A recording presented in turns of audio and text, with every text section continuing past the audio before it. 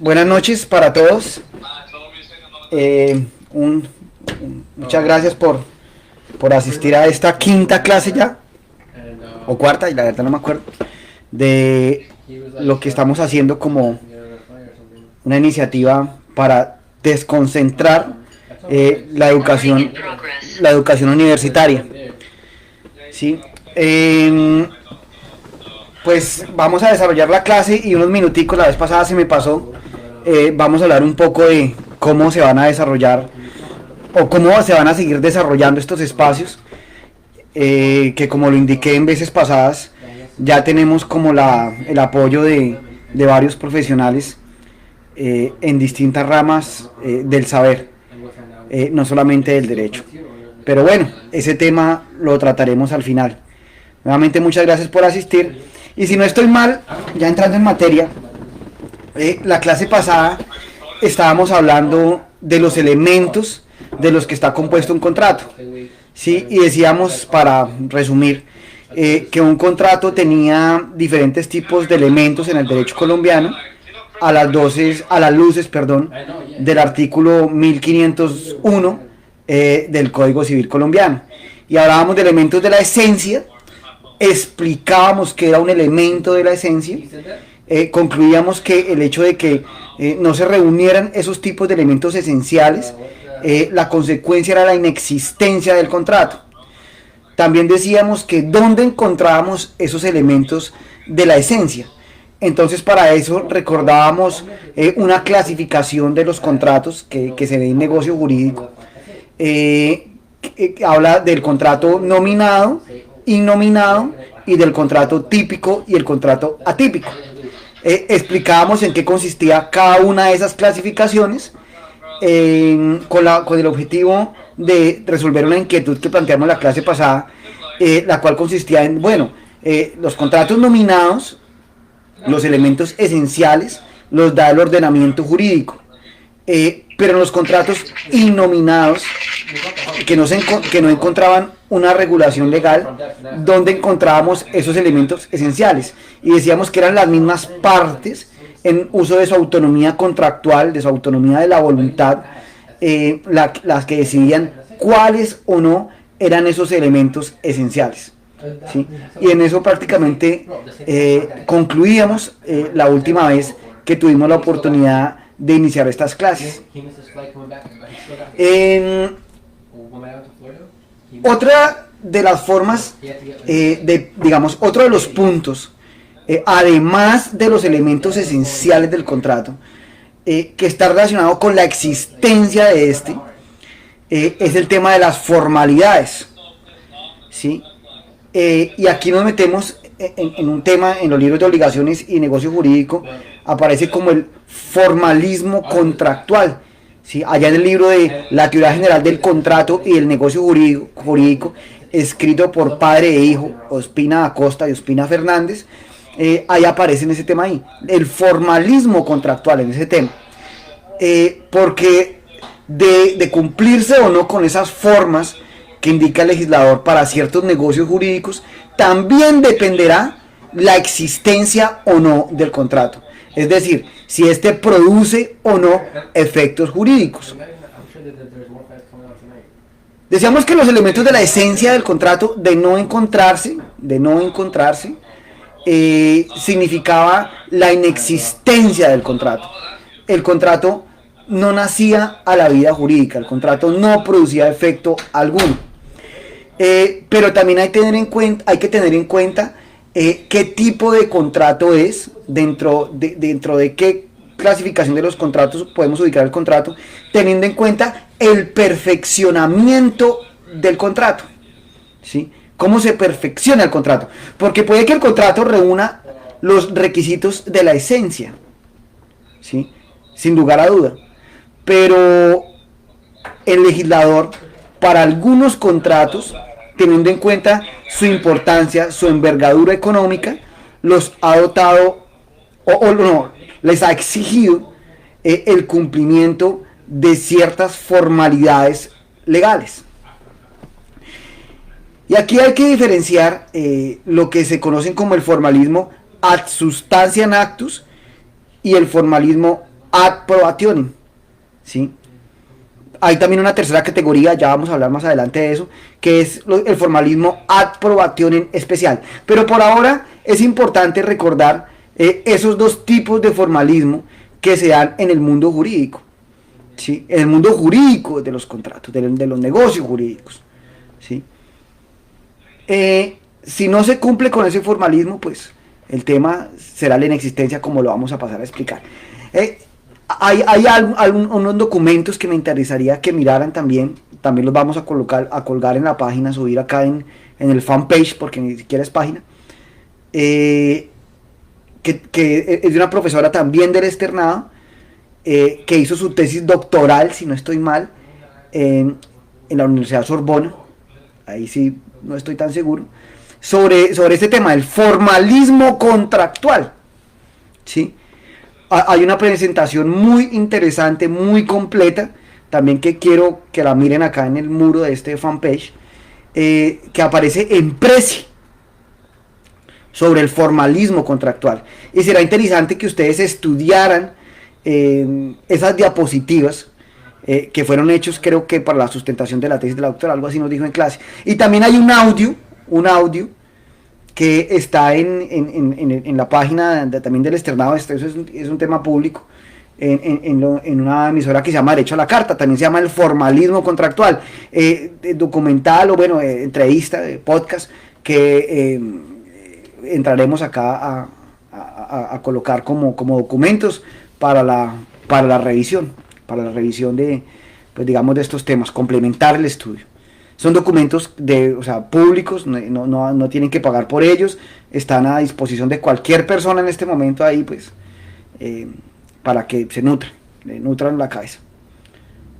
Y comencemos. A ver, el formalismo contractual, pues digamos que básicamente se ha clasificado de dos maneras, ¿sí? El formalismo ad substantiam actus y el formalismo ad probationem o ad probationem, ¿sí?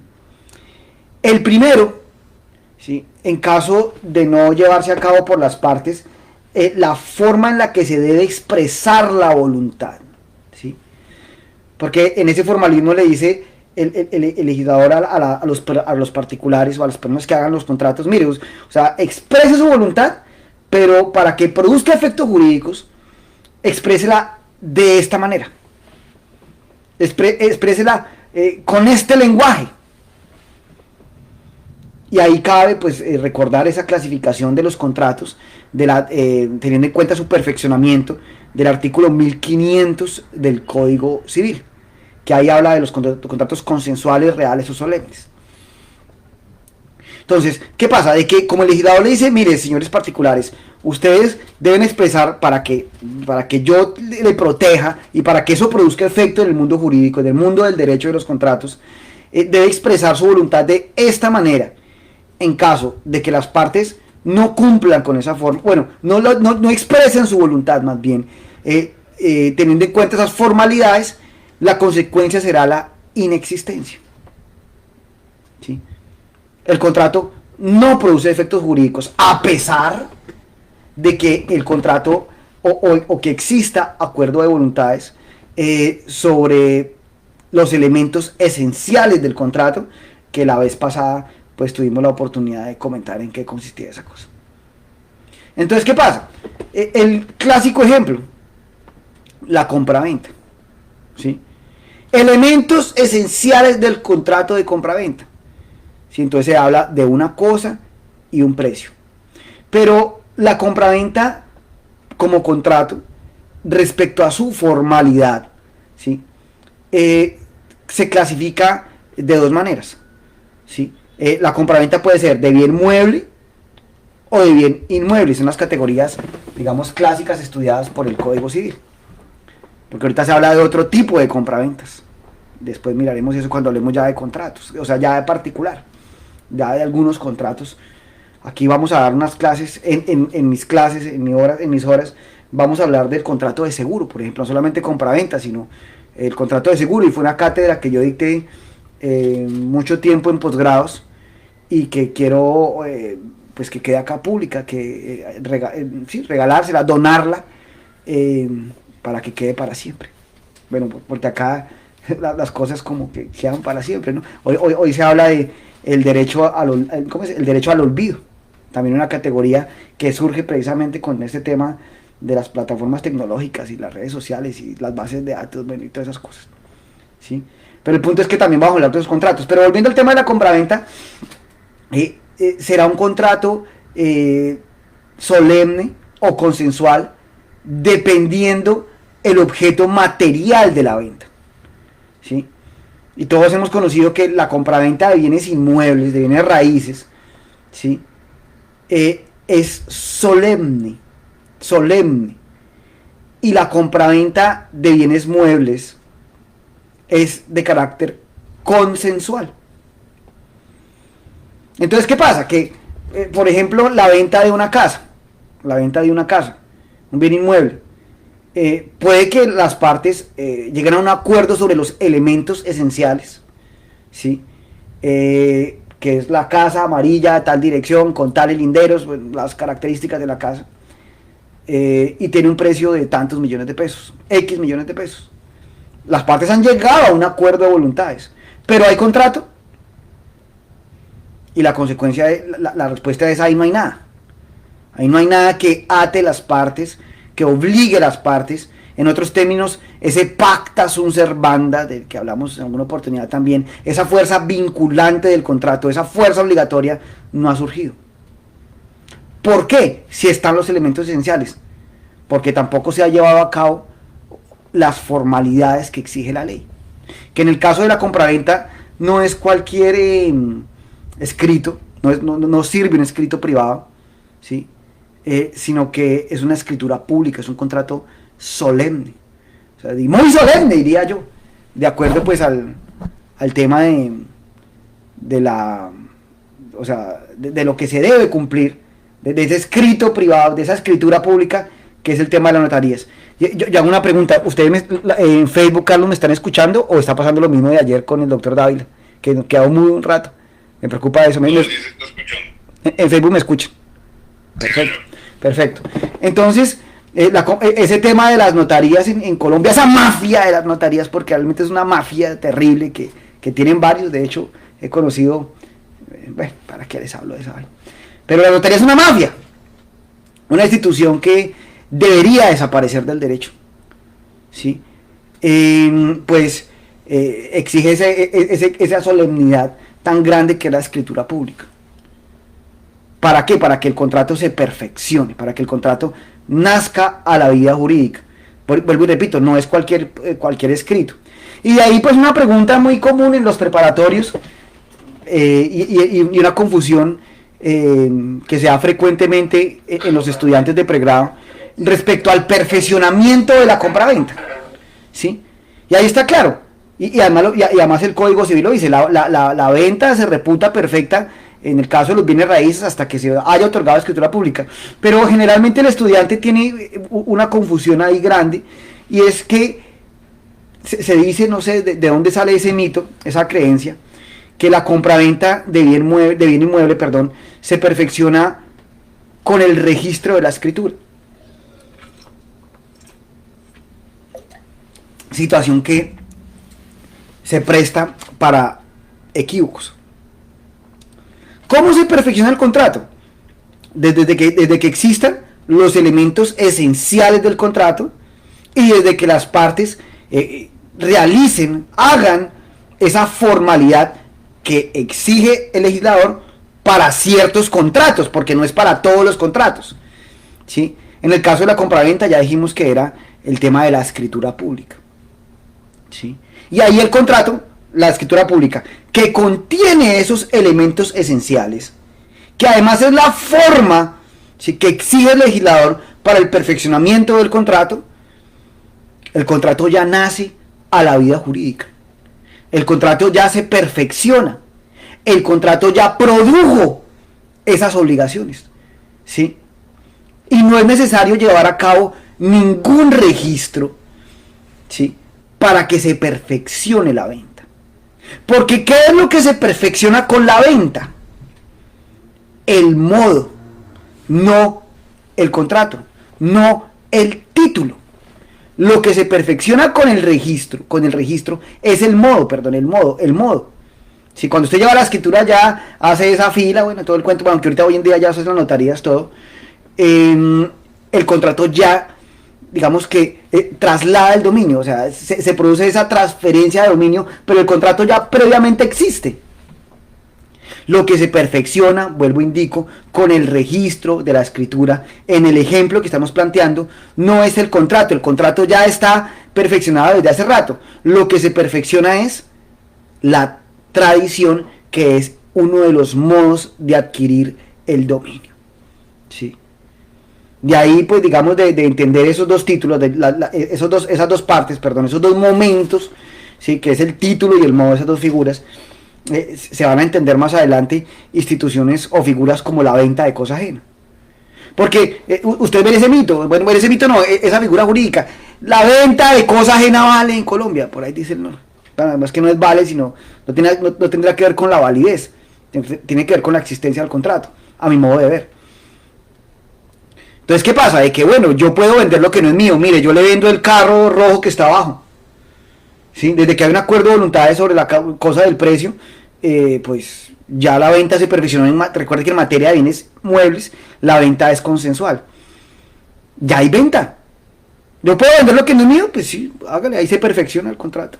Pero el tema es que el contrato por sí solo, en el caso de la compraventa, ¿sí?, no traslada el dominio, no transmite el dominio, no transfiere el dominio, ¿sí?, sino que será necesario para transferir el dominio alguno de los 5 modos de adquirir el dominio, pues, que se estudian en su materia de bienes, en los derechos reales, ¿sí? En este caso, pues, es la tradición. Bueno, yo vendí lo que no es mío, pero pues igualmente adquirí la obligación de transferir el dominio.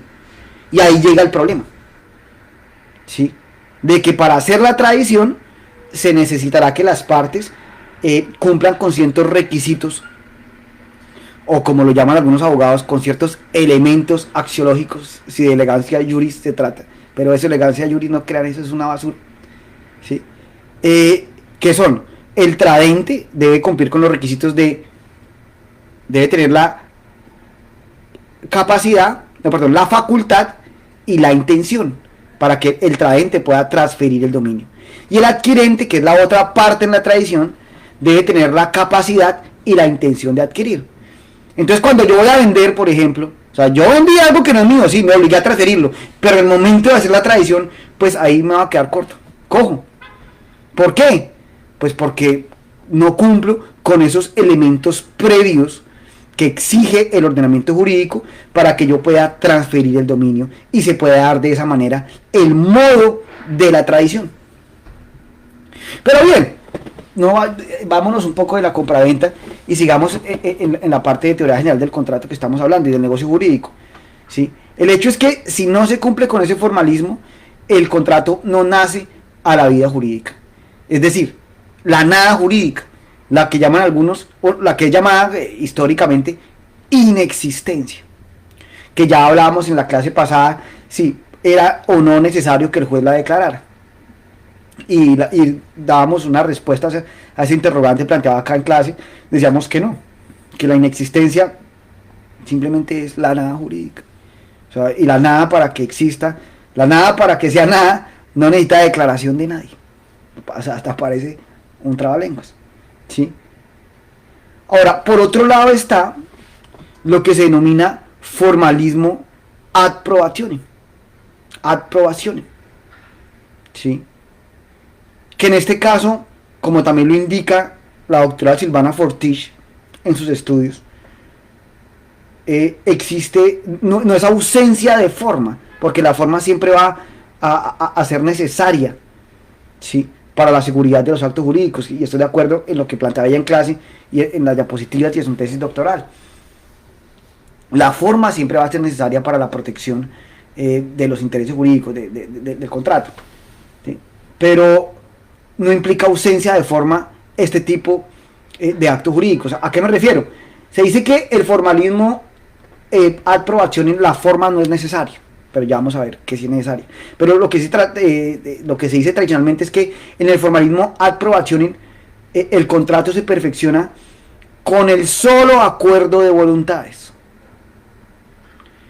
El contrato nace a la vida jurídica con el solo acuerdo de voluntades. La forma no implica, ¿sí?, una inexistencia del contrato, una inexistencia del acto jurídico. La ausencia de forma, pues en ningún caso el legislador ha escogido una forma para darle efectos a ese tipo de contratos que los encasillamos, vuelvo y repito, en formalismo ad probationem, sino que lo que se afecta ahí, o lo que puede llevar a equívocos, a problemas, es la prueba del contrato. Es la prueba del contrato. O sea, el contrato se perfeccionó, cumplió con ese efecto jurídico, ese pacta servanda, produjo obligaciones, pero donde vamos a tener dificultad, ¿sí?, es en el tema de la prueba. Y eso pues merece varios comentarios.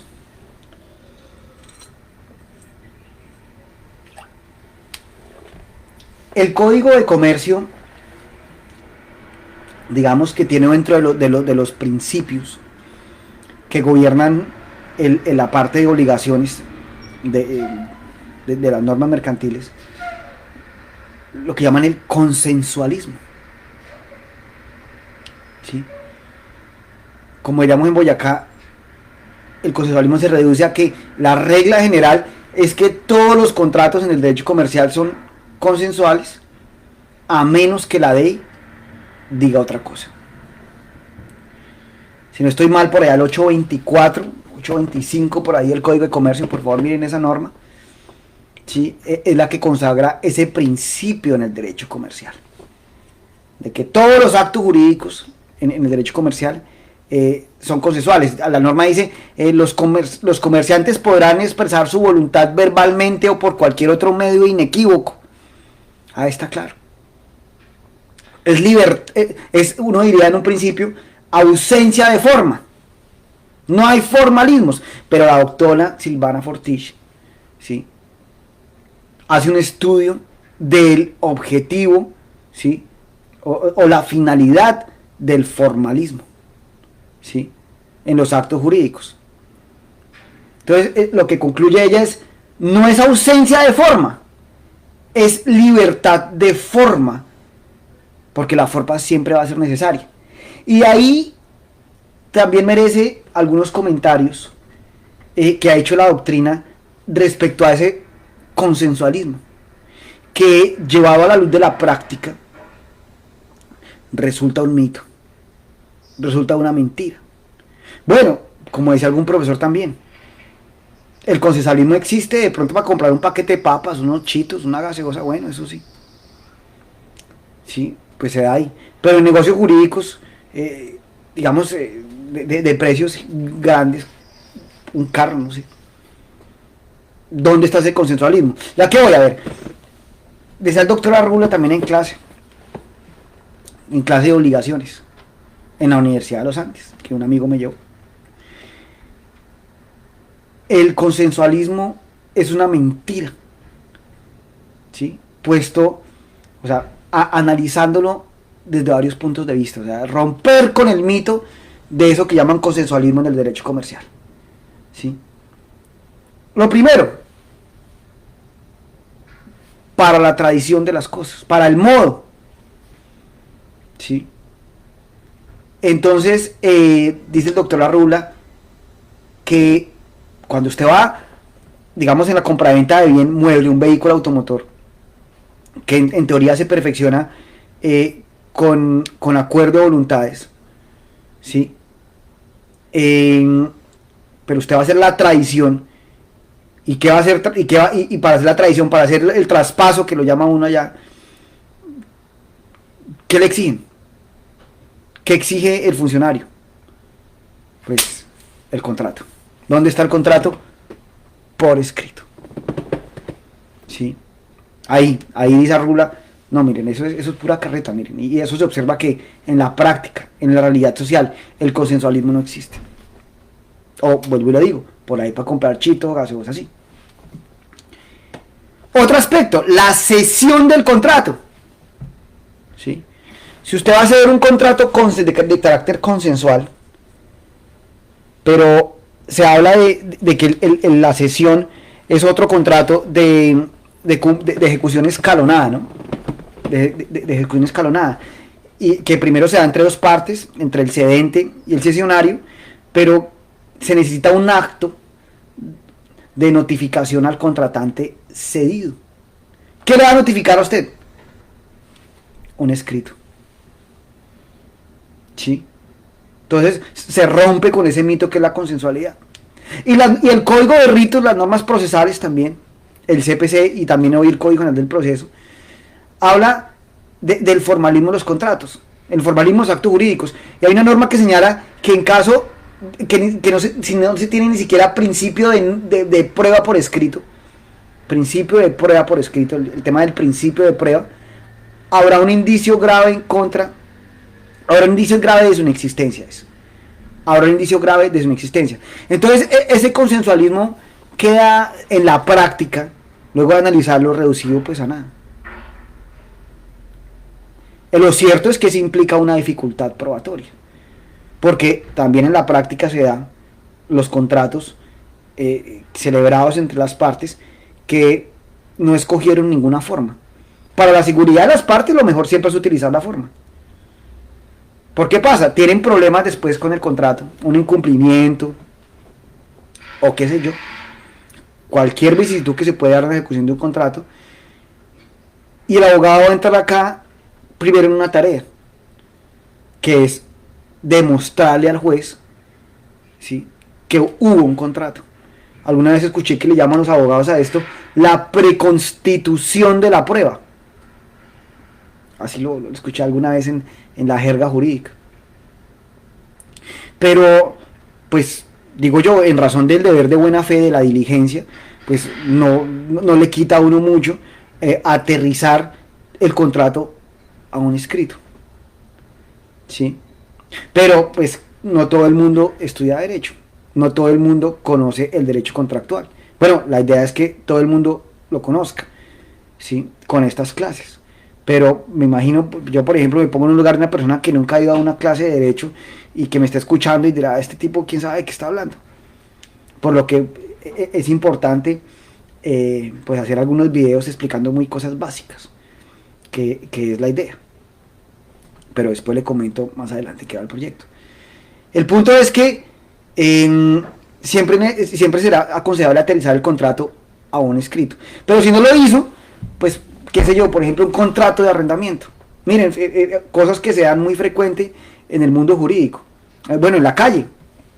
¿Sí? Eso pasa. Aquel arrendador que arrendó, valga la redundancia o el pleonasmo, un bien inmueble, mercantil puede ser, o vivienda urbana, eso no afecta en nada, y el contrato, como es consensual, como se perfecciona con el solo acuerdo de voluntades, ¿sí?, pues decidieron no utilizar ninguna forma para expresar su voluntad. O problema, que después el inquilino no comenzó a pagar el arriendo. Y ahí tendremos el problema. El contrato se perfeccionó, claro, pero la tarea del abogado, pues, en ese proceso de restitución de inmueble arrendado, pues la tarea del abogado será mucho más engorrosa, digámoslo así. Ya mirará si se agrega unas declaraciones extrajuicio, una prueba siquiera sumaria, dice por ahí el código. Sí, la prueba sumaria es aquella que no ha sido controvertida por el juez, punto, no es más. Pero que luego pues se puede someter a las reglas de la contradicción, al tema de la contradicción por parte del juez, el operador judicial. ¿Sí? Dos testigos, bueno, no sé. Se demuestra la existencia del contrato, que se reunieron esos elementos esenciales del contrato que usted va a aprobar, ¿sí? Y ahí pues se aplicarán las reglas técnicas y los principios del derecho probatorio. Pero lo que yo me pregunto es, o sea, lo que yo me digo, o la forma como uno razonaría, como lo pensaría un boyacense, es Bueno, y si me toca hacer esa cosa después tan larga, entrar acá a trabajar en esas cosas, o sea, complicarse la vida, pues me sale más fácil aterrizar todo en un principio a un contrato. Así sea, pues ojalá mi profesor no me esté escuchando porque diría que soy un hereje, pero así sea de esas formas legis ahí. Pero es preferible tener un contrato, una forma ahí legis llena por las partes. Lo ideal sería que contrataran a un abogado, ¿no? Y el abogado les hiciera el contrato, pero muy pocas personas lo hacen, viendo cómo pues, operan las cosas en nuestro país, ¿sí? Pero para evitarse ese problema, pues así sea una preforma de esas de leyes, llenen esa vaina. Pero cuando usted deja ingresar ahí a alguien a su casa, a lo que va a arrendar o a su local comercial, ¿sí? Sin un contrato, sin unas reglas claras, están sometiéndose a unos riesgos gravísimos. ¿Sí? Sumado al día de hoy lo que pasa, por ejemplo, con la extinción de dominio. Un tema supremamente polémico que me parece. Un tema muy injusto. Suma ius, suma injuria, suma derecho, suma injusticia. Es lo que quiere decir nuestro lema acá en Universidad para la Gente. Porque, dado el caso, y los invito a que miren temas de extinción de dominio, cuando el arrendatario desarrolla ahí temas ilícitos en el local. Y extinción de dominio ahí para el tipo ahí que no tiene nada que ver.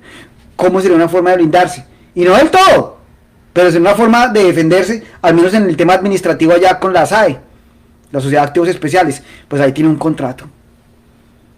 Y se considerará un incumplimiento del contrato de hacer cualquier actividad ilícita. Y dará derecho al arrendatario determinar unilateral, bueno, allá la autonomía de la voluntad de usted, cómo le redacta a su cliente eso. ¿Cómo se redacta?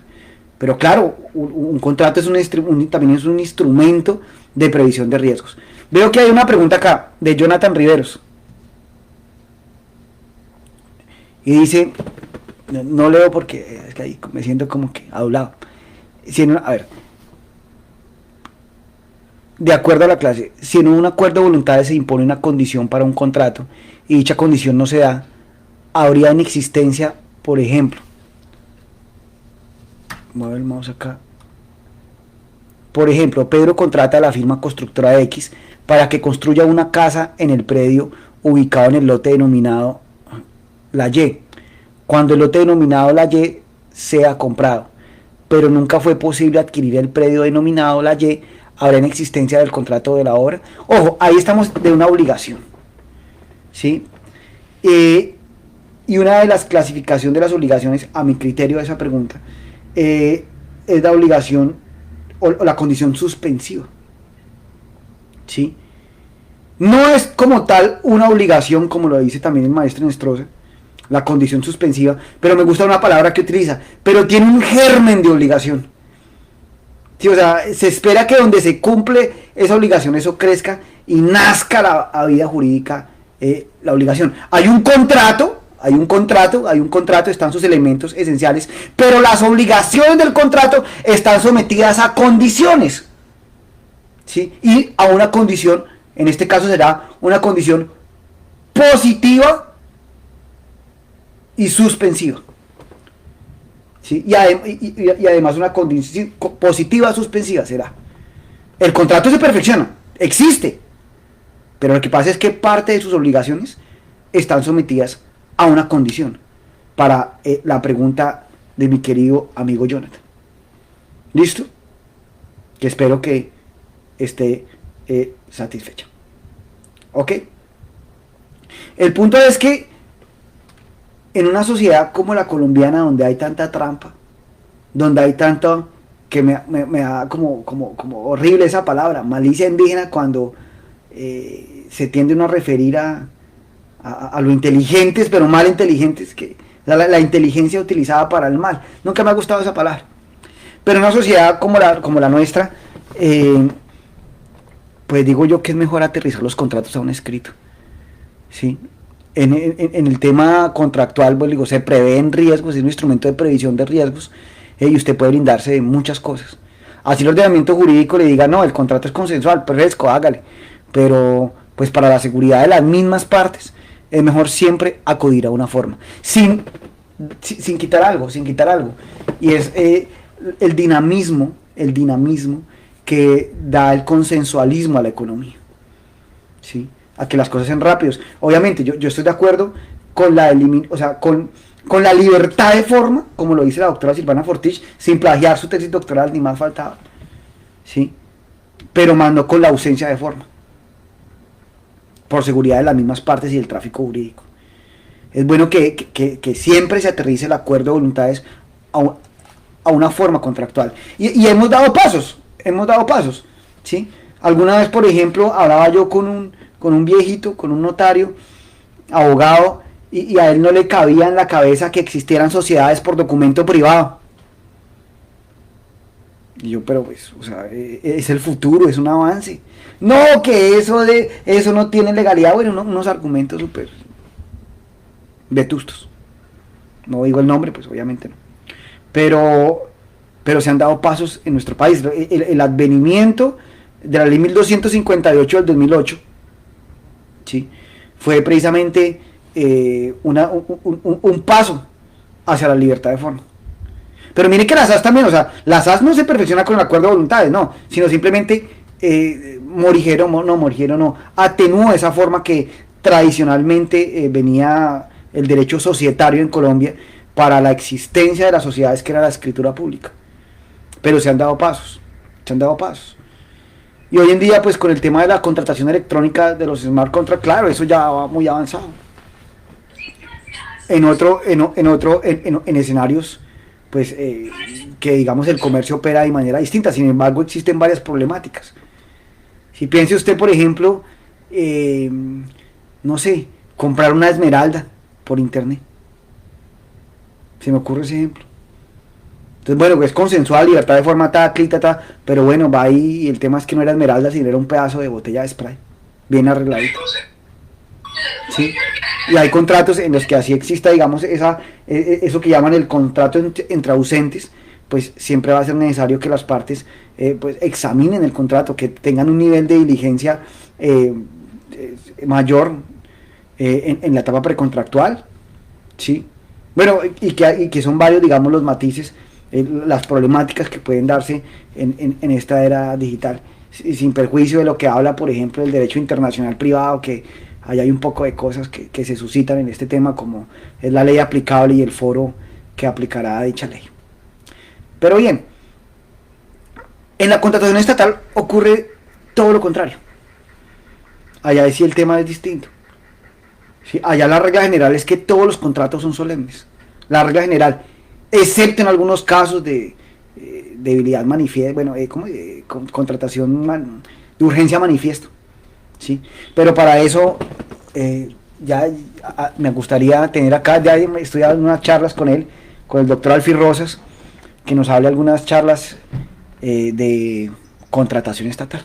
Después presentaré al doctor Alfie Rosas el otro año, cuando nos venga acá a enseñar, porque el ejercicio que estamos haciendo me parece muy interesante, me parece una forma muy interesante de aprender. Pero bueno, al final de la clase hablo de eso. La ley ubica también otro tipo, la doctrina, más que la ley, otro tipo de formalismo, que es el denominado formalismo ad probation en especial. Pero miren, les voy a decir una cosa con sinceridad, ojalá haya un profesor de derecho acá, además mío, y me ayude, o ustedes investiguen, además de mí, es que me pongo nervioso acá a la cámara, ¿sí? Al único que le he visto hablar eso, del formalismo ad probation en especial, es al doctor Andrés Ordóñez, que en paz descanse, en clase de seguros en el externado. Por supuesto en sus libros también. Ustedes pueden mirar esos libros ahí, las cartillas de seguros. Y él dice, no, es que mire, hay unos documentos, hay un formalismo que se ubica en la mitad. ¿Sí? Como decía otro viejito, alguien se sabe ese dicho. Ni tanto que queme al santo, ni tanto que queme al santo, ni que lo deje alumbrar. Bueno, hay un dicho en Colombia que se me olvidó, pero sé que algunos lo han escuchado. Si alguno lo sabe, interrumpa y dígamelo, porque me parece terrible que se me olviden los dichos de mi tierra. Pero él dice, mira, hay uno en la mitad. Hay un formalismo que se ubica en la mitad, y lo denomina él formalismo ad probation especial. ¿Y qué pasa? Que dice que la ley limita para esos actos, para esos contratos, la forma de probar el contrato. O sea que el contrato es consensual, ahí lo ubicaríamos en el ad probationem, nace a la vida jurídica con el solo acuerdo de voluntades, el contrato es consensual, pero la ley, el legislador, limita la forma para aprobar este contrato. El ejemplo, claro está, pues teniendo en cuenta la especialidad del autor, de Andrés Ordóñez, es el contrato de seguro.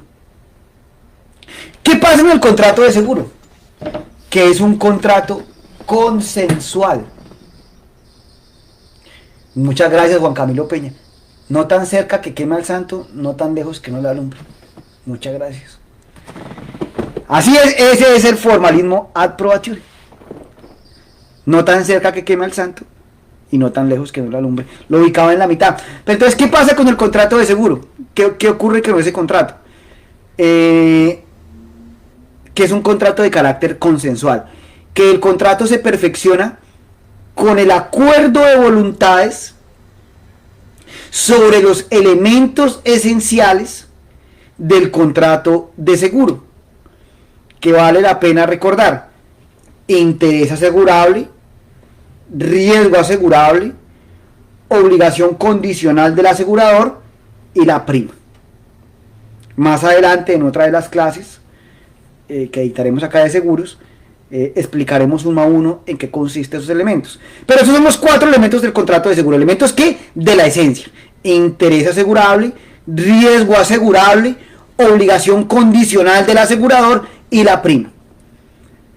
Si la parte asegurada y la parte aseguradora manifiestan su voluntad, hacen un acuerdo de voluntades sobre esos elementos esenciales, el contrato nace a la vida jurídica.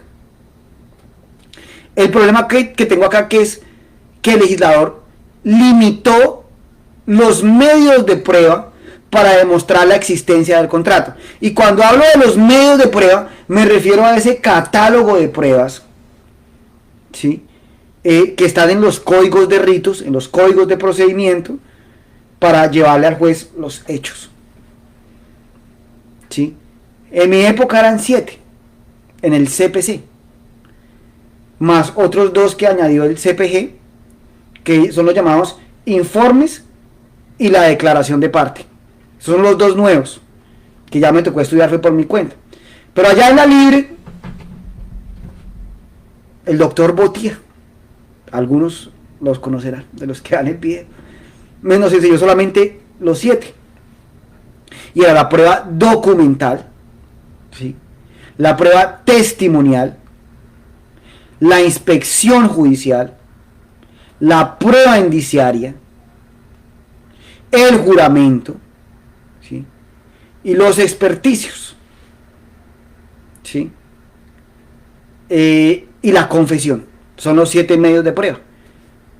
Añadir esos dos, los que introdujo el CPG, que es la declaración de parte y los informes, y ahí tenemos los 9 medios de prueba que tendrán que ustedes estudiar en su clase de derecho probatorio, porque si un profesor de derecho probatorio no les explica esos 9 medios de prueba, más las reglas técnicas y más los principios, han perdido ustedes el dinero y el tiempo. Pero pueden comprar un libro, y eso es lo bueno, que eso sí hay hartos, y pueden estudiar eso pues a conciencia.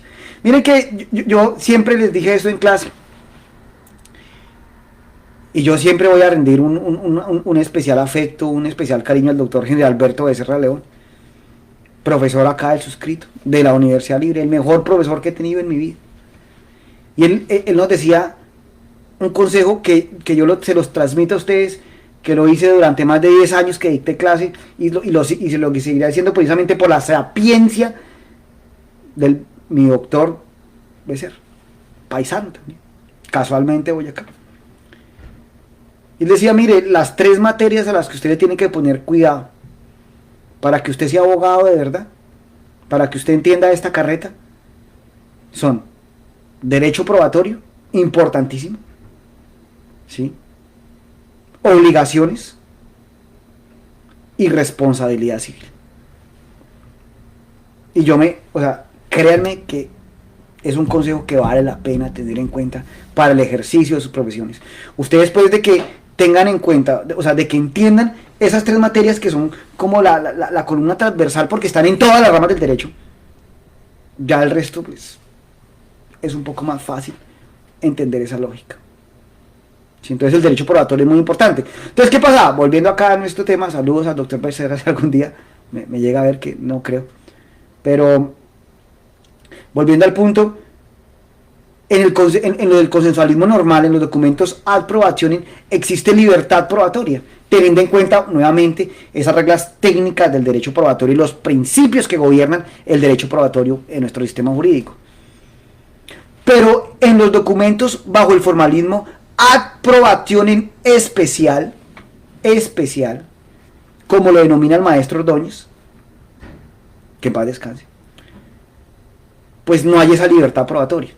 Entonces el contrato de seguro, a pesar de ser un contrato que se perfecciona con el solo acuerdo de voluntades, tiene una limitación para demostrar la existencia del contrato. Solamente se admiten dos pruebas del catálogo que mencioné hace unos momentos. Y en este caso son un documento, la prueba documental, un documento que en materia de seguro se llama póliza, y la confesión por parte del asegurador. Punto, no más. Usted no puede probar el seguro con testimonios, con inspección judicial, con indicios, bueno, con todas las demás pruebas, sino que la única manera posible de demostrar la existencia de un contrato de estos es con la póliza, o intentando usted por medio del interrogatorio de parte que la parte aseguradora escupa la confesión, y cuando escupe la confesión, eureka, tiene usted probado su contrato de seguro. Del resto no más. Por eso los denomina el maestro, otra vez yo hablando de viejito, pero es que qué culpa si fue con el que aprendí, Andrés Ordóñez, ¿sí? Documentos ad probationem especiales. Diferente, por ejemplo, el caso de una compraventa, en los que las pruebas son mayores, hay más pruebas de dónde escoger. Usted la puede, una compraventa de bien mueble, ¿no? El documento, por supuesto. La confesión, por supuesto. Los testimonios, por supuesto. Y cualquier prueba que cumpla con las reglas técnicas del derecho probatorio. Conducencia, pertinencia, utilidad, pues, necesidad, bueno, toda esa carreta que ustedes aprenden allá. Por ahí luego les vamos a pasar unos libros. El doctor Dávila está recopilando unos textos digitales.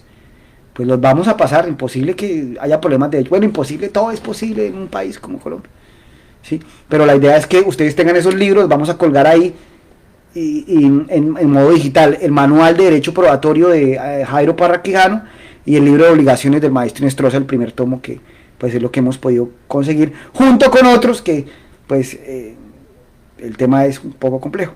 Pues complejo para nosotros que somos abogados y que no tenemos ni idea, porque por ejemplo el otro ayer habló y mudo, no lo escucho nadie. Entonces le dije yo, pues la misma vaina de hermano, toda que repita la clase, porque no lo escucharon, se le olvidó prender el micrófono. Entonces, a dos abogados manejando un computador, eso es, pues por ahí para YouTube yo lo sé manejar muy bien, pero para hacer este tipo de cosas he perdido cabello. Ya voy a quedar como un amigo que conozco, pero no les voy a decir el nombre. Pero bien, ya vemos entonces algo también que afecta la existencia del contrato.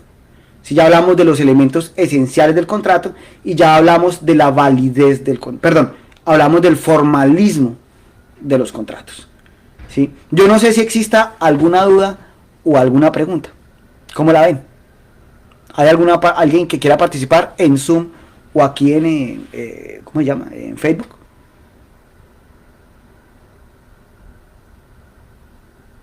Carlos, ¿todo va bien?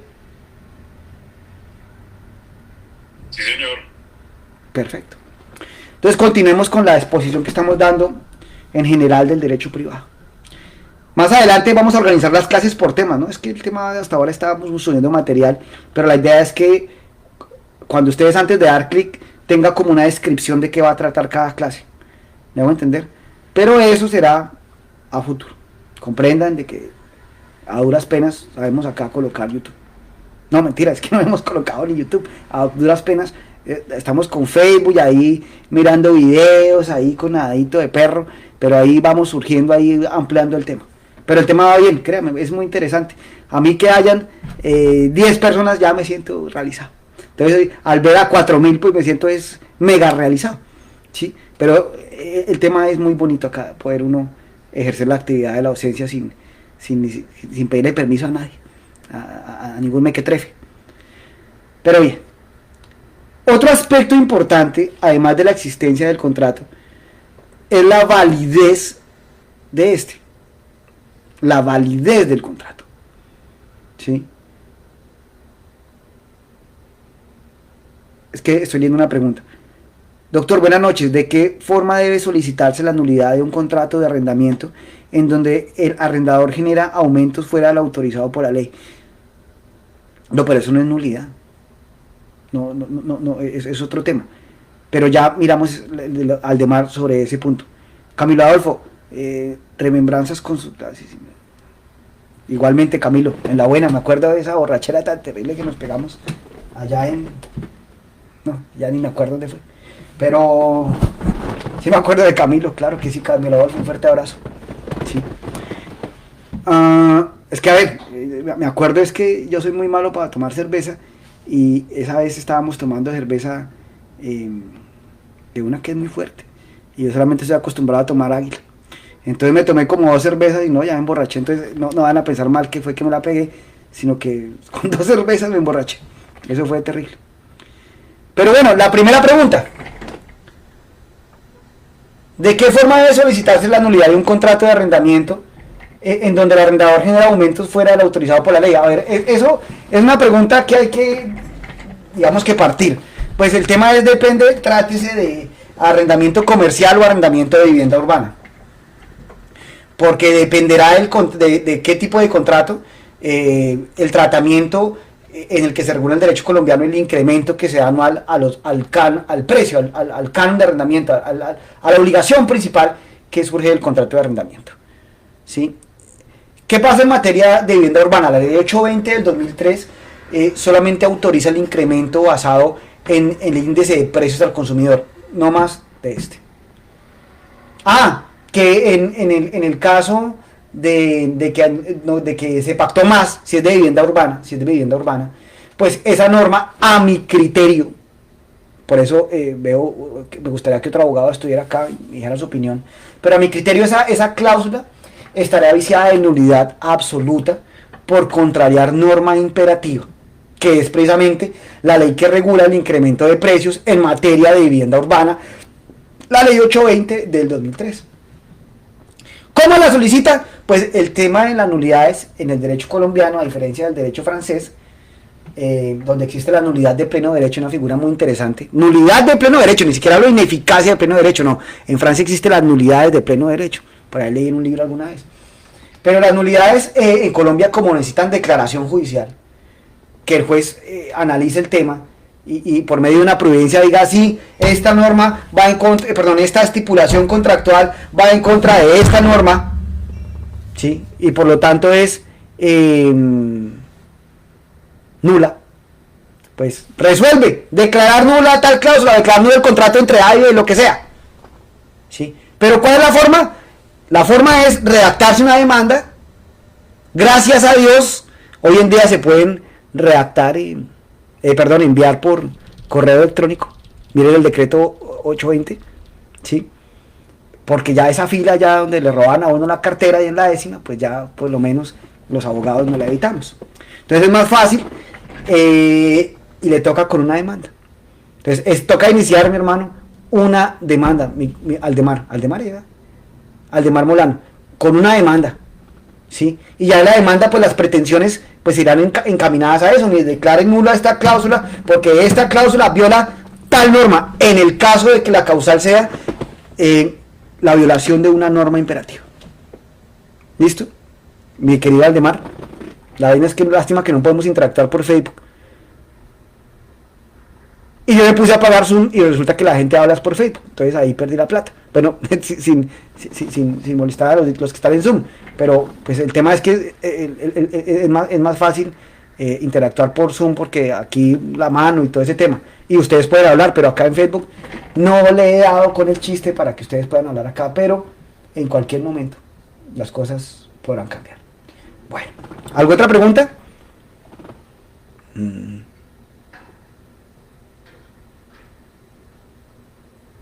Ni mucho que queme al santo. Perfecto. No, ya todas las respuestas, bueno, las preguntas creo que están satisfechas. ¿Sí?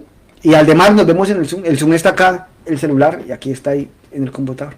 Entonces acá podemos interactuar mucho más fácilmente y los puedo escuchar. Es que acá lo harto de este tema es que no los puedo ver y me gusta más como poder verlos a interactuar con ustedes y poderles ver las caras, a ver con quién estoy hablando.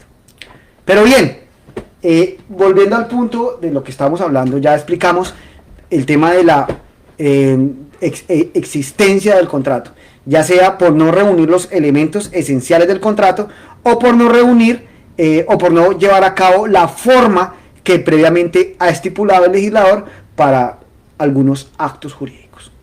Recuerden, formalismo ad probationem, formalismo ad probationem especial o formalismo ad substantiam actus. ¿Sí? Será interesante. Yo alguna vez le pregunté al doctor Andrés Ordóñez y me hizo mala cara. Doctor, una pregunta. Otro ejemplo de formalismo ad probationem especial. Y la cara que me hizo, me dijo, este mal me va a rajar en el parcial. Entonces mejor no le pregunté nada más. ¿Sí? Pero hasta el día de hoy no conozco otro ejemplo. Por ahí algún amigo bueno me dijo el fletamento. Bueno, será interesante investigar ustedes que tienen allá las bibliotecas y traerlo acá a clase y ponernos eso de tarea. Otro contrato que podamos ubicar dentro de la categoría de contrato ad probationem especial, ¿ok? Además del contrato de seguro, porque ahí, pues, ustedes me preguntaron otro ejemplo y no, pues ahí le salí la misma cara que me hizo el doctor Ordóñez. Solamente estoy transmitiendo lo que hay en sus libros y dejo esa reflexión sobre la mesa, de que los ejemplos más bien son pocos sobre esas categorías dogmáticas pues, que uno ve allá en la especialización. Pero bien, ya hablando de la existencia del contrato, ahora sí pasemos al punto de la validez del contrato. La validez del contrato o del acto jurídico, ¿sí? Y aquí nuestro sistema, pues ese tema lo regula en el artículo 1502 del Código Civil, donde se ve pues los requisitos para obligarse, la validez del contrato, ¿sí? o la validez de la obligación, porque son requisitos que debe reunir la obligación o el contrato para que tenga validez en nuestro sistema, no existencia. Porque, ojo, un contrato puede ser existente, pero a la vez carecer de validez. Si yo cojo aquí a un amigo y lo amenazo con un cuchillo y le digo, véndame el carro o me lo bajo, pues el tipo trémulo, con la mano temblar, ahí va a temblar, firma el contrato, me vendió el carro, me lo vendió por, digamos, soy una persona justa, 20 millones de pesos, 20 millones de pesos, un acuerdo de voluntades sobre la cosa y el precio. El contrato existe en el mundo jurídico, el contrato se perfecciona en el mundo jurídico. Lo que será afectado en ese momento será la validez, porque en ese caso, pues, de una manera ostensible, por eso el ejemplo tan grosero, pues el consentimiento no fue manifestado libremente, sino que hubo un vicio, una fuerza extraña que llevó a las partes, o sea, que las coaccionó, ¿sí? A manifestar su consentimiento. Aquí veo otra pregunta, dice Malorit Curiel, que yo estoy más apenado con usted, pero bueno, después hablamos. Doctor, ¿cómo clasifica ese contrato? Espera, acá quito esto de aquí. Doctor, ¿cómo clasifica esos contratos que son de adhesión? O sea, no son de libre autonomía, ejemplo, los contratos Movistar, pues se llaman así, contratos de adhesión o de libre discusión. O sea, los de adhesión es cuando hay un imperium de una parte sobre otra para la formación y la ejecución del contrato. Es lo que hablábamos hace mucho tiempo en la primera clase de la posición de dominio contractual. Y por otro lado, los que no son de adhesión se llaman contratos de libre discusión, ¿sí? A los contratos de adhesión también les dan otros nombres, por ahí la doctrina, las condiciones generales de los contratos, lo he visto en varios textos de esa manera. Y también he visto que lo llaman contratos leoninos por allá, yo creo que harán referencia a una fábula de Esopo, cuando el león se tragaba a los demás animales, algo así como Movistar se lo traga uno, o los bancos también. Pues en el tema contractual uno no puede decir nada, sino que simplemente adhiérase a esto o váyase, ¿sí? Una de las partes impone su imperio. Su pregunta también me lleva a una reflexión que también alguna vez hicimos en clase con el doctor Arrule, y es: en nuestra economía la realidad es que todos los contratos son de adhesión. Todos los contratos hoy en día se han vuelto de adhesión. Y contratos que tradicionalmente, desde la tradición, eran considerados contratos de libre discusión, la realidad dicta, la realidad nos enseña que son contratos de adhesión. Piénsese, un arrendamiento. Usted abre un libro de Ospina Fernández o un libro de este otro, el costeño, de Bonivento, buenos libros, diría el doctor Dávila, Las Cavernas, pero pues a mí me gustan esos libros, pues no sé, los que aprendí, los recomiendo, y cómprenlos y los actualizaron. Obviamente no se queden ahí, vayan a otras cosas, a lo que hablamos, Juan Manuel Farina o Sergio Rodríguez Azuero, no se queden ahí, pero para aprender es muy interesante. Pero ustedes miren esos libros y el contrato en sus características, ¿sí? En su naturaleza jurídica, el contrato de arrendamiento es ubicado como un contrato de libre discusión. Pero vaya usted en Bogotá o a cualquier lado de Colombia y pida algo arrendado, a ver si el arrendatario puede decir: venga, discutamos las cláusulas, y así me gusta a mí, y así no me gusta, y póngame esto y quítemelo y modifique. ¿Eso ocurre en la realidad? ¿Eso ocurre en la calle?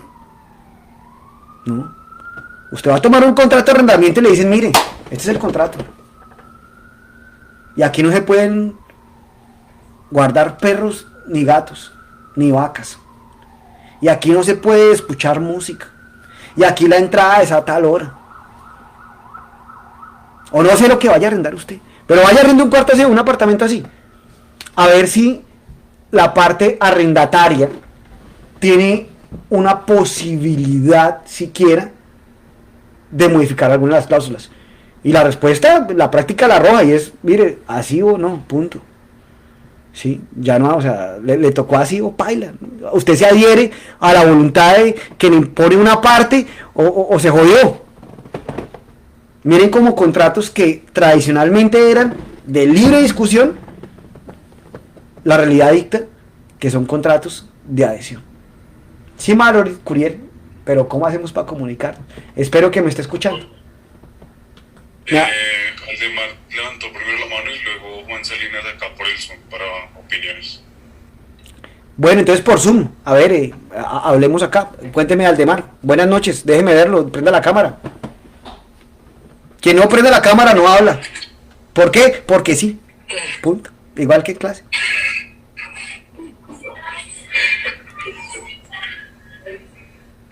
Pero no lo veo, Aldemar. Ahí ya prendí la cámara. Pero lo veo. Lo veo negro, hermano. Sí, ya. Ahora sí. Ahí ya está encendida la cámara. Hola, Aldemar, buenas noches, ¿cómo está? Mucho gusto saludarlo. Un gusto. Algunos años sin vernos. Muchos años, diría yo. Doctor, la pregunta era para hacer ya un ratico, pero entonces es sencilla. Por ejemplo, una de las formas precisamente de declarar una nulidad de pleno derecho de un contrato es cuando existen vicios para el mismo, ¿sí? Y uno de los vicios principales, considero yo, es el de la fuerza, que era el que estábamos hablando hace un momento, o la coacción. Por ejemplo, en ese caso, ¿qué blindaría a una persona que firma un contrato y que luego es denunciado por coacción? Porque en ese caso, según entiendo, se generaría como una inversión de la prueba, ¿no? En ese caso, la carga de la prueba se invierte para la persona que debe demostrar que no existió coacción, más no para quien denunció que existía coacción. Entonces, en ese caso, por ejemplo, ¿cómo se manejaría en materia probatoria? Mira, y hay varias cosas que precisar, Aldemar. Y que quede claro a los que me estén escuchando acá. En Colombia no existe las nulidades de pleno derecho. Eso en Colombia no existe. La nulidad siempre, ¿sí?, necesitará de declaración judicial. ¿Listo? Para que quede claro. Tanto así de que si usted no lo hace en los términos de prescripción que establecen tanto el Código de Comercio, tanto el Código Civil, el contrato ya queda cristalizado. Ya quedaron así. Ya no hay nada que hacer. Entonces la nulidad nunca es de pleno derecho, ¿listo? Es lo primero que hay que ver, ¿sí? Para blindar, no, pues, ¿cómo vamos a blindar un comportamiento tan descarado? De alguien que coacciona a otro. Que alguien que le dice, venga, véndame, arriéndeme, cómpreme, présteme, lo que sea. No existe un mecanismo para brindar ese tipo de cosas. O sea, es que ni un seguro, o sea, nada, ahí no hay blindación, ahí no lo blinda nada, porque ojo, estas normas, mi estimado Aldemar, son de orden público, ¿sí? Y las normas de orden público, pues, además de ser de obligatorio cumplimiento, ¿sí?, protegen unos valores, unos principios, o sea, tienen una razón de ser. En este caso están protegiendo al sujeto, ¿sí? Y ya estamos de que, por ejemplo, ni la renuncia de estas normas vale. Denuncia mi derecho a no exigir la nulidad posterior de ese contrato. Eso también está viciado en nulidad, ¿me hago entender? O sea, no hay una forma de blindarse porque acá no se puede hacer el tema de hacerle trampa a la ley. Y menos en una clase mía, ni por el chiras, como dice mi mamá. Si de eso no se trata. Si no existen mecanismos. No, pero de pronto me expliqué mal. La pregunta es cómo hacer, por ejemplo, la persona que firma el contrato, ¿sí? Para que la persona firmante, o sea, la otra parte del contrato, no utilice, por ejemplo, como argumento para no cumplir con el contrato que existió violencia. Sí, o sea, es más hacia ese lado, no para blindar a la persona que utiliza la violencia, ¿no?, con ninguna circunstancia. Yo diría, pues, si no existió violencia, yo diría, si no existió violencia, pues el contrato llegó a una feliz formación y ejecución. O sea, ahí no hay problema. Ahora, que la otra parte ya comience a inventarse cosas, a hacer como un mequetrefe, un majadero, así, esos calificativos tramposos, ¿sí? Pues eso ya no está dentro de la filosofía del contrato, dentro de acá el derecho comercial, dentro del tema bonito, sino ya entraría ya el tema penal. Ya ahí habría un tema de falsedad procesal, por ejemplo. Diría yo, sin ser penalista, Dios me libre, ¿sí? Pero un tema de falsedad procesal, no sé, también debe haber un delito, no sé, no manejo muy bien el derecho penal, pero el tema de inducir a error al juez, no sé, bueno, eso creo que es fraude procesal, ¿sí? Entonces ya no estamos en el escenario pulcro, ¿sí?, en el escenario diáfano del contrato, en la buena fe, sino ya estamos en el tema delincuencial, y eso pues tendrá otro tratamiento, Aldemar, ¿sí? Pero, o sea, en el proceso, ustedes como abogados, el tema nunca es desconfigurar la realidad, ¿sí? La realidad es, y el tema de, por ejemplo, quedar pruebas amañadas, inventarse una cosa es fabricar su prueba, y otra cosa es inventar pruebas. Son cosas distintas, ¿sí? Ya quien habla ahí, ya no obra con la gallardía, con la decencia, con la paz, con la buena vibra, como quieran llamarle, ¿sí? Sino ya eso rayas con lo ilícito. Y claro, ahí el tema probatorio, pues hay que mirarlo. Ahí el tema es, se aplicará lo de las negaciones indefinidas, ¿sí? Que se invierte la carga de la prueba. Es un tema, eso yo lo vi en un libro como hechos que no necesitan probarse, los hechos notorios, ¿sí? Las negaciones indefinidas, que ahí es que se invierte la carga de la prueba, y el tema también de la ley. La ley, eso no necesita probarse, ¿sí? Pero ya si la otra parte utiliza todo tipo de, ¿cómo le llamamos? Musarañas, trampas, bueno, no sé, pues ya estaremos en otro escenario. ¿Listo, Aldemar? Listo, Contigo, Juan Salinas. Juan Salinas, buenas noches, prenda la cámara, por favor.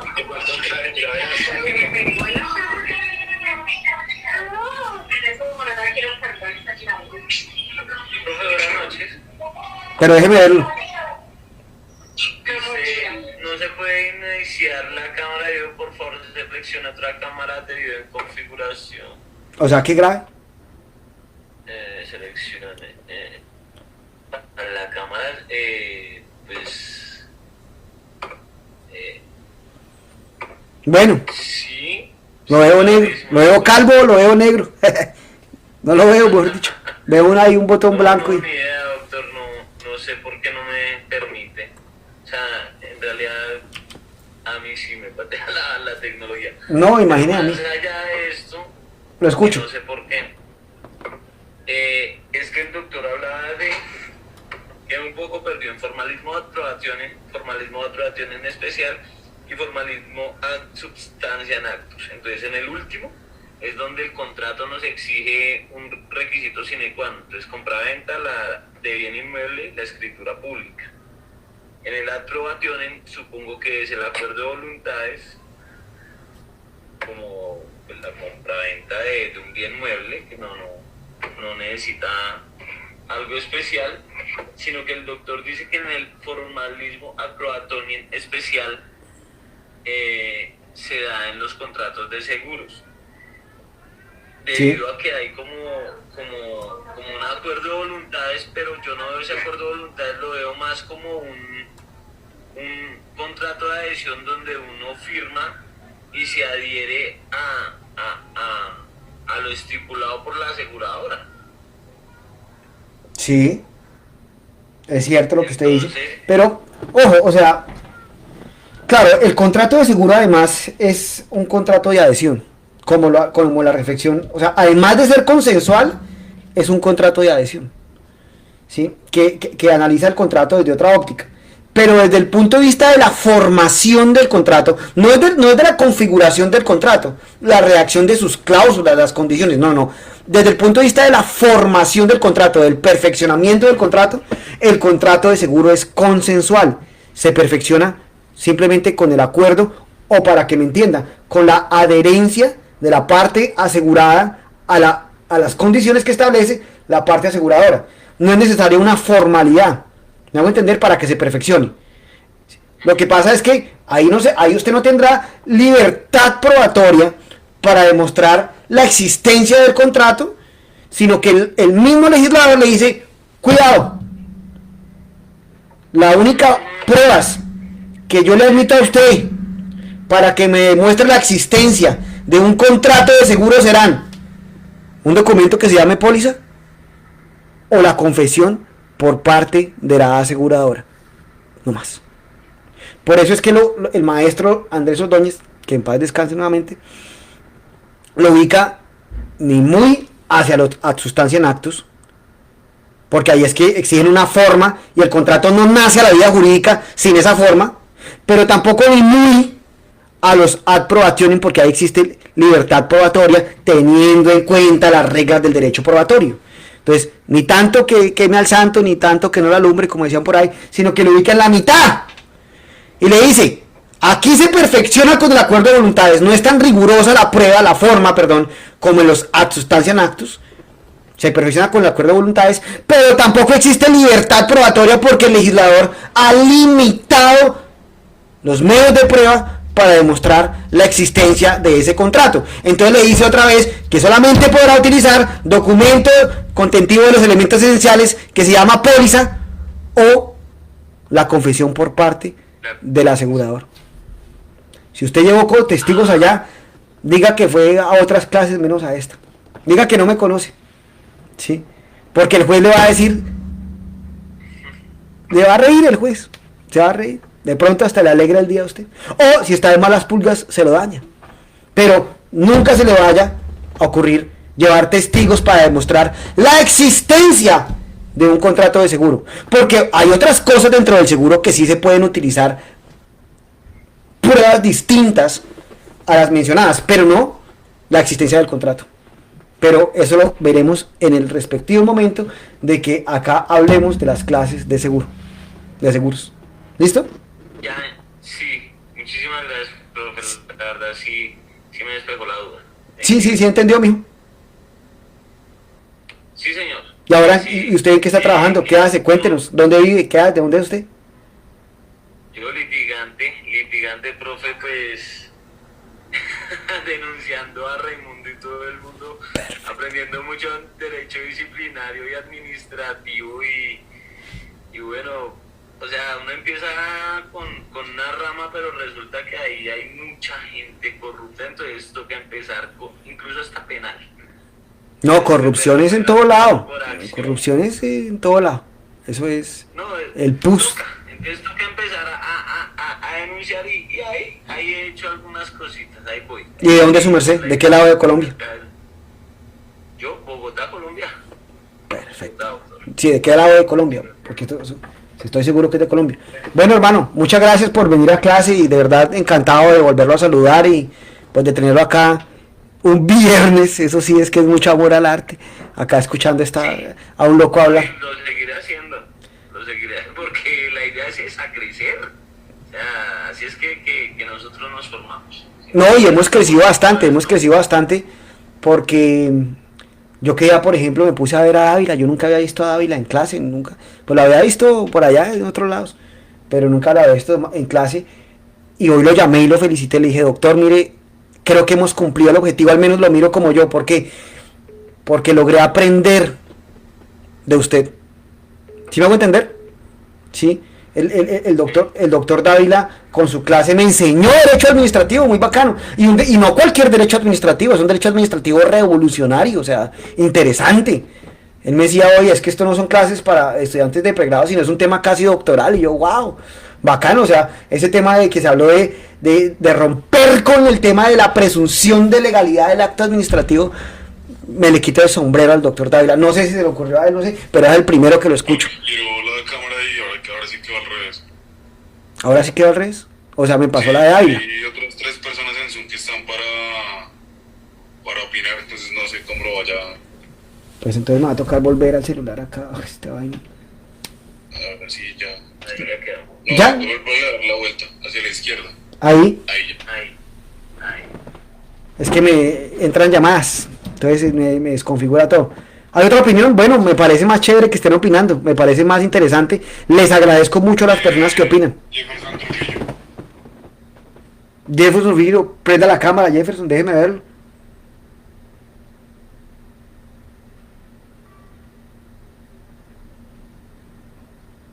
Aló, Hola Jefferson, buenas noches, ¿cómo está? Mucho buenas noches. Mucho gusto de volverlo a ver, ¿cómo se encuentra? Bien, gracias a Dios. Ahora, ¿a qué se dedica su merced? Yo trabajo en la unidad para las víctimas. Allá tengo varios amigos. Sí, ahí pues, bueno, pues es una entidad con mucho, que es fuerte, es como el derecho, pero ahí se desempeñan contadores, psicólogos, sociólogos, politólogos, de todas las profesiones. ¿Y qué ha aprendido? ¿Qué ha aprendido a hacer allá? ¿Cuánto lleva allá? Ya 4 años, pues mi labor básicamente es proyectar actos administrativos debidamente motivados, en los cuales se reconoce o no la calidad de víctima de una persona que manifiesta haber sido, que se manifieste ser víctima del conflicto armado, ¿sí? O sea que un día de esto nos puede dar una clase sobre eso. Sí, claro, estamos prestos para todo. Perfecto, porque a mí también me interesaría aprender esas cosas. No porque vaya a ser víctima, sino por curiosidad intelectual. ¿Sí? Pero será interesante, luego hablamos, luego me escribe porque o sea, a mí me ha impresionado, o sea, esto surgió como una iniciativa de dar clase, por lo que pasa es que estaba muy aburrido, ¿sí? Pero el tema ya se ha transformado en algo interesantísimo. Más de 5.000 personas nos han visto, o sea, eso es maravilloso, ¿sí? Entonces, yo no soy el que, o sea, lo que decía, yo no, acá el tema no es que yo solamente el que sabe todo, y bueno, el que sí, el que dirige esto, no, sino que todos nos enseñemos. Eso es replantear el concepto de universidad, me voy a entender, y la experiencia de usted me parecerá muy interesante, compartirla acá. En algún momento cuadramos una hora o después me escribe para que precisamente nos enseñe todas esas cosas que a muchas personas le pueden servir. Cuénteme ahora sí, hermano. Pues hablando de vicios, no sé si de pronto usted tuvo o vio el programa de televisión Séptimo Día, el domingo pasado, en donde algunos colegas suyos, abogados, utilizaban su conocimiento y se aprovechaban de las condiciones de inferioridad de adultos mayores para hacerles suscribir un poder, poder general. ¿Sí? Decía eso, poder general. Entonces, digamos que estos adultos mayores pues acudían a los abogados para pedirles asesoría en algo, y resulta que ese algo resultó transformándose en que le daban un poder general a un abogado para que le cediera, hipotecara o hasta les vendiera sus bienes inmuebles. Un contrato así no estaría viciado, pues si el adulto mayor en realidad no sabe lo que está firmando. ¿Se fue la señal? No, sí lo estoy escuchando, pero estoy pensando porque en alguna vez tuvimos una conferencia precisamente sobre eso, que dictamos, bueno, que yo lo presenté más bien con el doctor Edwin Pullín. En esa conferencia, que lo remito allá, hablábamos sobre ese tipo de cosas, sobre la capacidad y sobre el tema de los incapaces, ¿sí? Hoy en día pues se ha hecho como en aras de proteger a esas personas, ese tema de los interdictos, ya eso ya pasó de moda, eso ya no existe en Colombia, ¿no? ¿Sí? Y precisamente lo que se nombra es un consejo técnico un consejo técnico de juventud. Ahora, miren que el derecho notarial estos adultos mayores no tienen discapacidad. técnico de junto, un consejo técnico para asesorar, perdón, estoy por allá en otra locura. Consejo técnico. ¿Estos adultos mayores qué? Estos adultos mayores no tenían discapacidad alguna, digamos que, pero sí están en una clara condición de inferior, pues porque no tienen estudio, y aparte que no tienen estudio, pues no saben en realidad qué es lo que están firmando, el documento que nos ponía a firmar estos abogados, ¿sí? Digamos que en los tres casos que montaron ahí, no sé si los compañeros que están acá vieron ese programa, pues las víctimas manifiestan claramente que no tenían conocimiento del documento que estaban firmando, porque ellos acudieron al abogado fue para otra cosa, ¿sí? Para otro servicio. No es una condición de discapacidad, pero sí son claras unas condiciones de inferioridad del adulto mayor, y pues también hay un vacío jurídico ahí grande, porque no hay una norma, o el legislador no ha hecho digamos que no hay una norma que garantice o que proteja al adulto mayor en este tipo de decisiones que toman. Pero es que analiza el tema, Jefferson, y es que bueno, tal vez el adulto mayor pues esté ahí quietico, ahí no tenga problemas, pero el otro es un pícaro. Ese abogado es un pícaro. Y ese no entró con buena fe al contrato. Ese voló con dolo. ¿Sí? Al intentar inducir a error a este pobre viejo, o a los viejitos. ¿Sí? Está induciendo error. O sea, está diciendo, mire, fírmeme esto, resulta que es para venderle los bienes. Y el dolo, cuando proviene de una sola de las partes, mire el artículo 1515, creo que es del Código Civil, 1515, vicia el consentimiento. Ya entrará el tema probatorio. El abogado del viejito tendrá que entrar a probar el dolo de estos sinvergüenzas. ¿Me hago entender? Porque el viejito pues es capaz, y además con el tema de esta ley, se me escapa ahorita, 1900 algo, ¿sí? El tema que eliminó la interdicción en Colombia, el viejito está dotado de capacidad y no ha pedido ayuda técnica o el consejo técnico, lo ha pedido, o sea, tiene capacidad plena.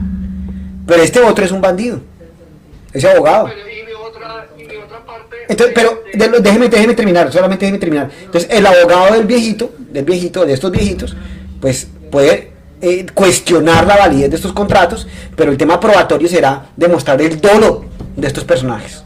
Ya el tema es probatorio. Siga, Jefferson. Perdónenme, lo interrumpí.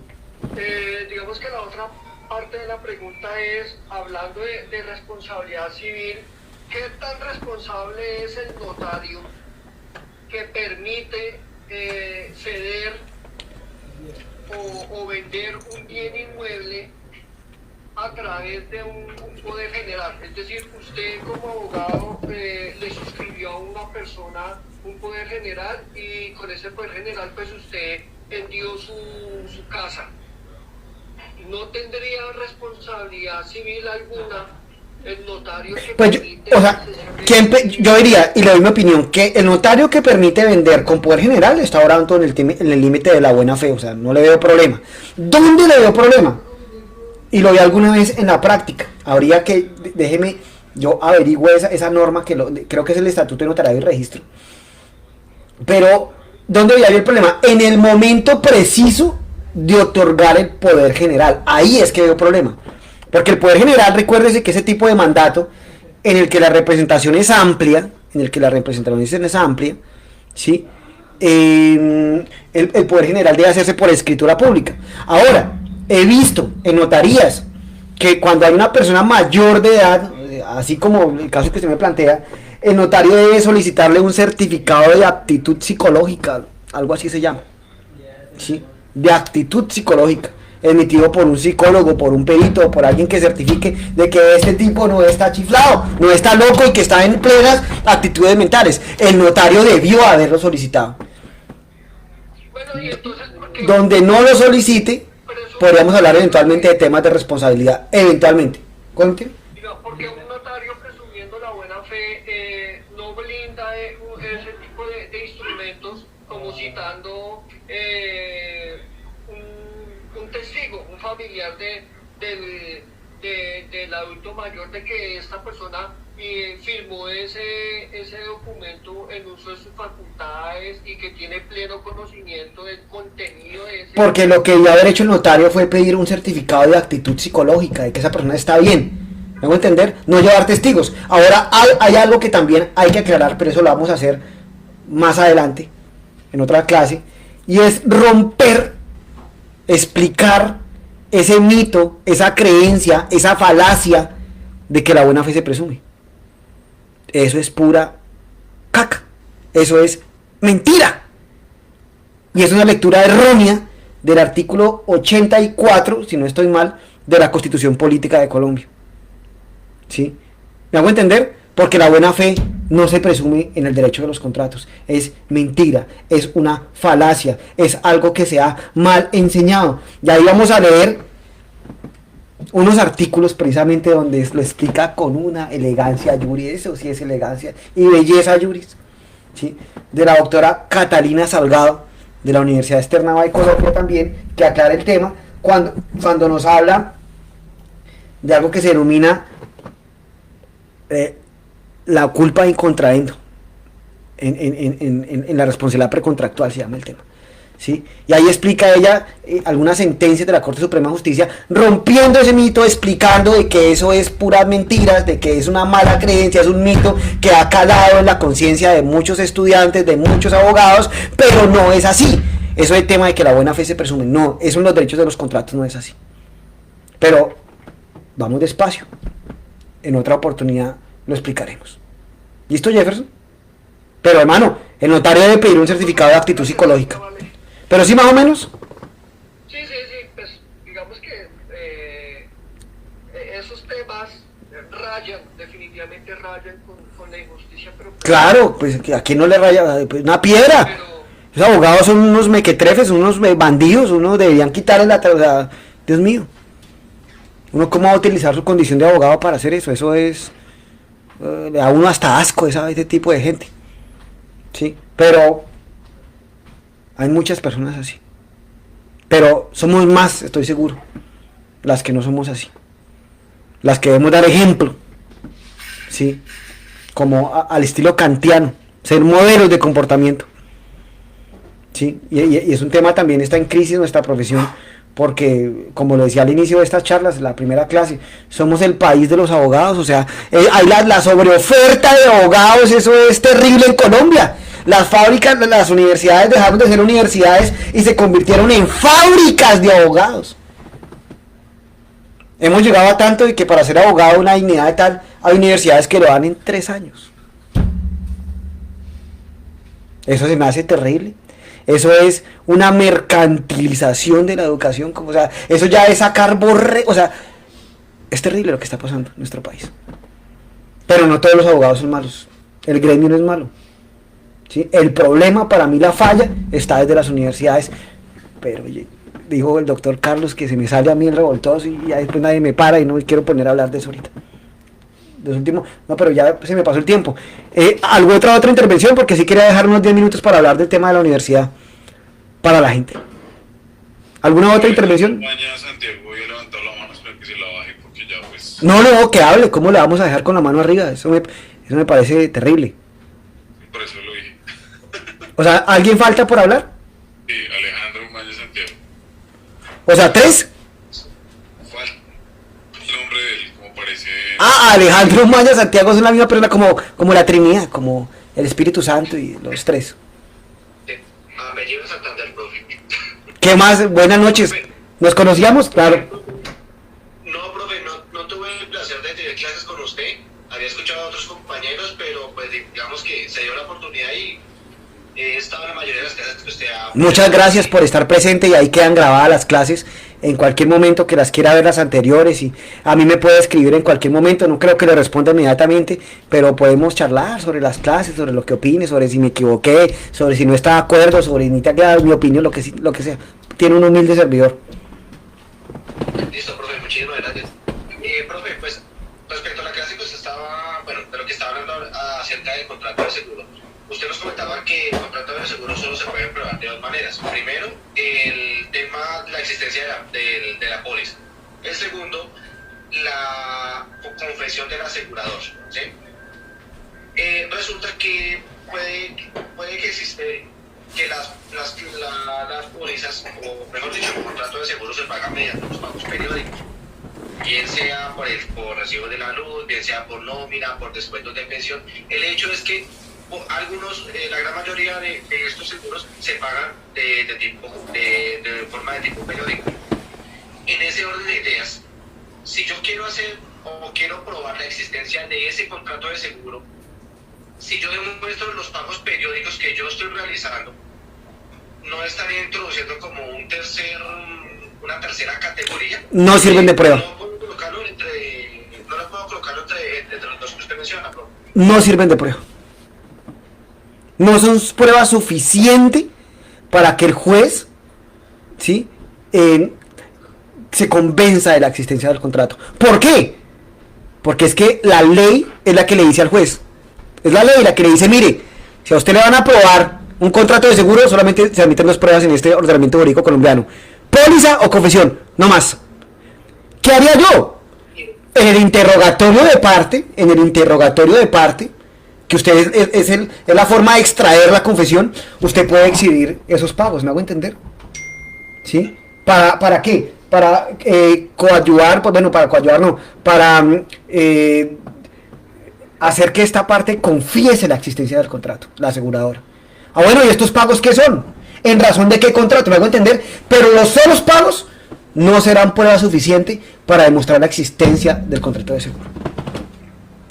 Y yo no podría aplicar, bueno, pues no había empezado en la parte del interrogatorio de parte, pero en ese, pues yo no podría manejar más bien como la inversión de la carga de la prueba, indicándole a ellos, venga, que si yo estoy presentando estos pagos, estos soportes de pago, que se han realizado a ustedes aseguradora, pero indíqueme usted, si esto no corresponde al pago del seguro que tengo con usted, entonces aquí corresponde. Pero ahí no es inversión de la carga de la prueba, es una pregunta que está haciendo usted. La inversión de la carga de la prueba primero la hace el juez, ¿sí? Decía la doctora María Cecilia McCaullan, es una norma diseñada del CPG, diseñada exclusivamente para la responsabilidad médica. Alguna vez hizo ese comentario. Sí, porque el juez puede invertir la carga de la prueba, manejar la carga de la prueba de acuerdo a la persona que esté, bueno, a la parte mejor, que esté en mejor condición de probar. ¿Sí? Eso es inversión de carga de la prueba. Pero lo que usted está haciendo es una pregunta y que la puede plantear así como la hizo perfectamente y en el interrogatorio de parte a la aseguradora. Y el tipo tendrá que hacerlo. Bueno, si usted dice que no hay contrato, o estos pagos, ¿de qué son? Dígame, ¿de qué son? Dígame a ver. Y ahí que le van a decir, no, pues es que era un regalito, no, pues es un contrato de seguro, porque el tema es que deben confesarse los elementos esenciales del contrato, o sea, usted va a probar esos elementos esenciales, y las preguntas deben ir encaminadas hacia eso, siempre a demostrar la existencia de los elementos esenciales del contrato, ¿sí? Pero por sí solo el pago, o sea, no demande con eso, no le pida validez a eso, si no tiene las otras pruebas, ¿no? Si no tiene la póliza, pero usted demostrar la existencia de un contrato de seguro con los recibos, en el derecho colombiano no es admisible. ¿Qué es admisible? Vuelvo y repito, documento contentivo que se llama póliza o la confesión por parte de la aseguradora. Del resto, pare de contar. No hay otra prueba. ¿Listo? Muchísimas gracias por la aclaración. Bueno. No, con mucho gusto, un placer conocerlo, que me le vaya muy bien. ¿De dónde es usted? ¿De qué parte de Colombia? Pero, ¿qué me lo quita así? ¿De qué parte de Colombia es? ¿Se fue? ¿De qué parte de Colombia es su merced? Bueno, soy de norte de Santander, de Ocaña, pero pertenecido la mayor parte de mi vida aquí en la ciudad de Bogotá. Ocaña, yo leía mucho sobre allá, pues. San Vicente del Chucurí. Eso queda por ahí cerca. Es un poquito lejos, pero... Pues, La Gabarra. Son por esos lados. La Gabarra. Gamarra. Camarra, eso. Bueno, por allá fue una zona muy golpeada por la violencia en alguna oportunidad. La violencia que se dio allá fue descomunal. Sí, he investigado. En estos momentos el tema de las disidencias, pero como eso se volvió un tema de negocio para muchas cosas, entonces digamos que no ha quedado así muy saneado, ha ayudado, pero de todas maneras... Y las disidencias ayer mataron a Romaña y al Paisa, ¿no? Eso yo leía ayer o antier esta semana, yo leía la prensa ayer y los abatieron, los dieron balín. Sí, esto fue en Venezuela. Estaba en Venezuela, pero está listo que fueron los mismos integrantes que le dieron de baja, que no fue directamente del ejército. Sí, algo así, por temas de... Pues eso es lo que nos muestran, pues quién sabe, pues. Ojalá esta guerra pare algún día. Sí, señor. Mientras tanto, para entretenernos, estudiemos contratos. Como para entretener la mente. Chao, hermano, que le vaya bien. Chao, que esté bien. Bueno, faltan 5 minutos para terminar la clase. Bueno, lo primero es que el proyecto va creciendo, personas van adhiriéndose. Acá, digamos, ya tenemos 10 profesionales de diferentes nacionalidades. Eso me parece muy interesante, ese ejercicio, que nos van a enseñar diferentes cosas en esta universidad para la gente, donde el tema es no yo te elijo y tú me eliges, sino yo te enseño y tú me enseñas. Ese es como lo que se quiere impulsar acá. ¿Sí? Que el conocimiento no solamente está en las universidades, sino que el conocimiento lo tenemos nosotros mismos acá. ¿Sí? Entonces por eso me parece muy interesante el compañero que trabajaba para la unidad de víctimas, que nos pueda compartir todo eso que ha aprendido allá. ¿Sí? Vamos a tener una charla, yo les había dicho la vez pasada, pero ya la confirmó, de un mexicano de la Universidad de Los Ángeles, Puebla, que es criminólogo y criminalista, sobre un tema muy interesante que es análisis del delito de narcotráfico en el derecho comparado entre México y Colombia. Interesantísimo tema, a pesar de que yo no soy penalista, pero me llama la atención. Y ahí también Santiago, también un analista financiero, que ahí vamos a hacer videos de mucha gente hablando de universidad para la gente. También va a dictar un tema acá muy interesante. Él es analista financiero también de la UNAM, si mal me dijo, creo que es la universidad que me dijo, sobre las criptomonedas y el lavado de activos también. Un tema también muy interesante que él ha preparado, pues esa fue su tesis de grado, ¿sí? Entonces aquí el tema va creciendo, va dándose. Yo les pido disculpas pues por los temas técnicos. Lo que les digo, somos dos abogados que sabemos manejar YouTube y nada más. Es que ni YouTube, Facebook por ahí. Entonces estamos solicitando el equipo, el apoyo de otras personas que me han llamado, que nos están colaborando, pero ya el otro año ya iniciamos ya con todas las redes sociales, con todos los juguetes, hablando de Facebook, de Instagram, hasta de TikTok. Yo tanto que criticaba eso y ahora vamos a tener un TikTok, me parece hasta chistoso, pero vamos a tener Twitter y todo eso, Twitter. ¿Sí?